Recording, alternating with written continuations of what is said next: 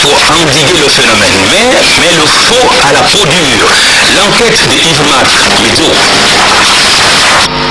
Une étude menée il y a quelques années dans notre pays a révélé un taux anormalement élevé d'enfants camerounais ne disposant pas d'acte de naissance. Médicalement, vous avez eu une conférence à Dakar sur la prévoyance lorsqu'il a problématique de l'adolescence. Alors, à l'époque, dans nos villages pays, compris dans 60% d'enfants qui n'avaient pas d'acte de naissance, c'est dans les villages, il n'y avait pas d'acte de naissance. Mais il y a plus grave. Dans le lot des Camerounais qui se bousculent dans les services d'état civil de nos municipalités, on retrouve un nombre important de compatriotes, pas toujours habités par de bonnes intentions. Vous savez que les Camerounais, on a deux projets.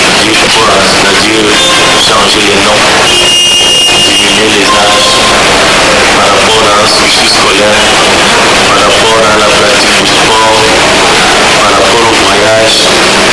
Ça fait que tout le temps, les Camerounais sont toujours en train de vouloir frauder sur leur identité.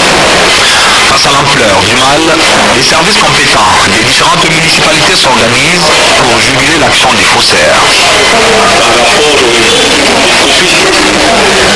que nous signons au niveau de l'État civil, ça passe d'abord par l'État civil.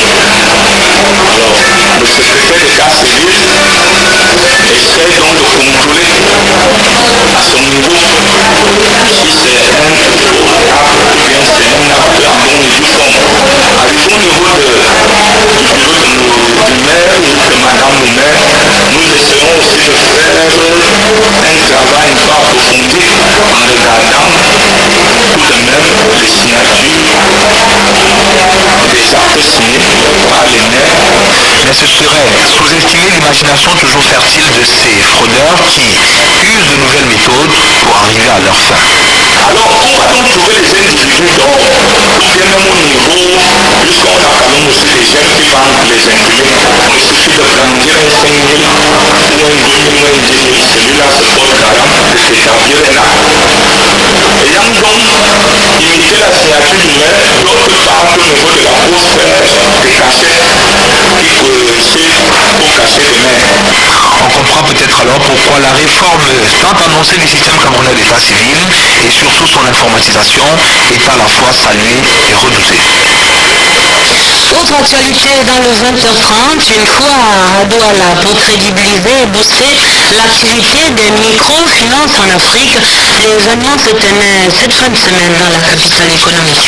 Le ministre des Finances, Essimé Meigné, a présidé l'ouverture de la foire africaine des investisseurs en microfinance et c'était en présence du vice-président de la Banque européenne d'investissement. Également présent à cette foire, le représentant de la Banque africaine de développement et de nombreuses autres personnalités internationales du secteur de la microfinance. Le reportage à Douala, Gisèle Neminga.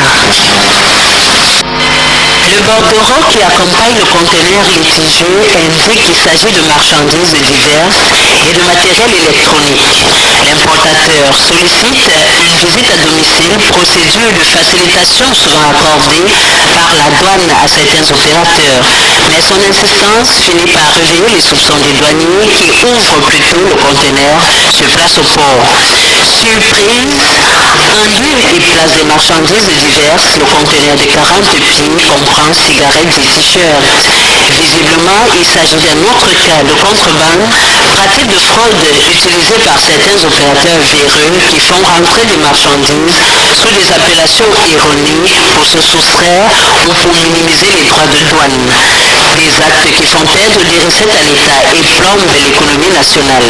La douane, dans son redéploiement, entend redoubler de vigilance et barrer la voie à ces petits malins, particulièrement en cette période de fête de fin d'année où l'augmentation du trafic est pour certains occasion de fraude.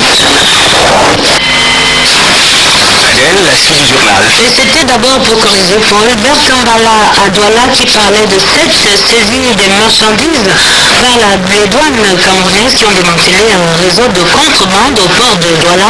Un importateur et ses complices ont ainsi déclaré diverses marchandises ou brocantes à la place des cigarettes qui étaient importées frauduleusement et vous venez de voir ce reportage. Revenons à présent sur la foire de Douala, Paul, une foire pour des microfinances. et c'était en présence du patron de la Banque européenne d'investissement. La cérémonie était présidée par le ministre des Finances et Simimini. Reportage à Douala, Gisèle Neminga. Dans cette salle de conférence de l'hôtel Aquapalace de Douala se trouve le gratin mondial du secteur de la microfinance. L'événement est détail, l'Afrique se mobilise pour attirer les investisseurs en microfinance et booster sa croissance. Les travaux qui se tiennent ici aujourd'hui vont aider certainement nos établissements de microfinance à améliorer leur performance. Avant, nous avons parlé de gouvernance, appelez ça de transparence. Ces assises sont d'autant plus importantes pour le Cameroun que sur les 460 établissements de microfinance que compte le pays, seuls 2 à ce jour ont accepté de se soumettre à l'exigence de transparence en vigueur aujourd'hui dans le secteur. Pour les structures même, parce que c'est de la transparence, c'est pour voir si la gestion se passe bien, si les clients ou les membres peuvent adhérer à cette structure sans avoir peur quand le lendemain sera comme d'habitude au Cameroun, c'est-à-dire le vote va fermer pour partir.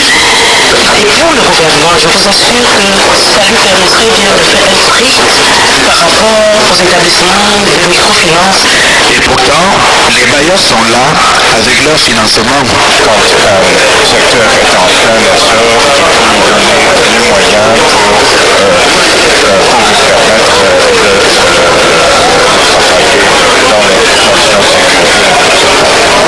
D'où le souci de la African Microfinance Transparency et l'Association pour l'appui aux microfinances, l'ADA, d'améliorer la qualité des opérations financières réalisées par ces structures que les Nations Unies placent au centre de la lutte contre la pauvreté en Afrique. Restons dans la capitale économique, un nouveau pass dessine dans la sécurisation du périmètre de l'aéroport international de Douala. La construction d'une clôture permettra de mettre un terme à l'occupation anarchique observée autour de cette infrastructure ultra sensible. Les populations riveraines avaient envahi le domaine foncier de l'aéroport. Illustration des maisons poussées à ses alentours, telles des champignons, tout comme de vastes étendues de cultures vivrières qui s'étendaient à perte de vue, non loin des avions. Alors, fini le temps de la ruralisation de l'aéroport international de Douala. La correspondance de Berthe Mbala, CRTV Littoral à Douala. À l'aéroport international de Douala, l'anarchie a fait son lit depuis des décennies.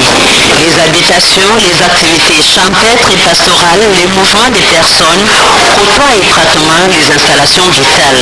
Cet envahissement se présente sous 3 aspects. L'aspect humain, caractérisé par la construction de maisons de manière anarchique sur le domaine foncier de l'aéroport. Le développement des cimetières. La situation fait peser d'énormes menaces sur l'aéroport de Douala. On a en potentiel une situation comment dirais-je, j'ai oublié l'entête, en potentiel. On a des zones comme le pool pétrolier qui sont totalement envahies. Une catastrophe d'incendie de pétrole ne se présente jamais. Avec l'aide de la Banque mondiale, le Cameroun va donc sécuriser le domaine aéroportuaire et la priorité va à la protection des installations vitales. Au total, 800 hectares à mettre dans la clôture avec quelques déménagements. Les déplacements ont concerné 24 maisons et 250 lots de culture. C'est-à-dire que certaines personnes se sont installées, ont construit des maisons, il y en a 24, et d'autres